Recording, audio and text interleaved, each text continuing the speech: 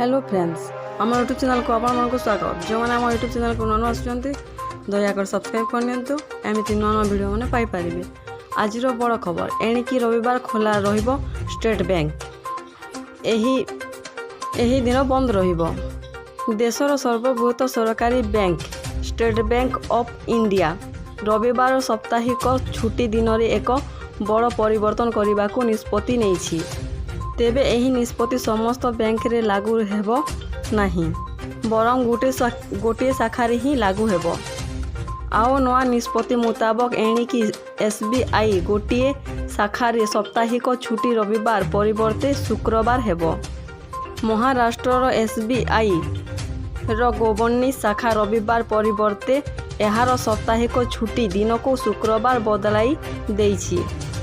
Report अनुसार SBI रो गोबंडी शाखा बाहर एक नोटिस जारी करा जाइछि।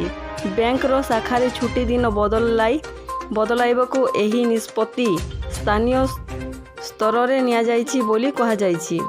तेबे गोबंडी शाखा नहीं थिबा एही विद्यादीय निष्पत्ति संपर्क रे एसबीआई रो कोनोसी अधिकारी किछि कहि नाहंती।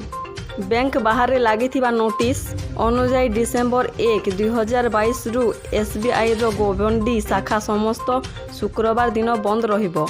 एहा सहित बैंक रो एही शाखा प्रत्येक मासर द्वितीय एवं चतुर्थ शनिवार दिन बंद रहिबो। एही बैंक शाखा रविवार ठारू गुरुवार सकाल 10टा रु 4टा पर्यंत खोला रहिबो। नमस्कार।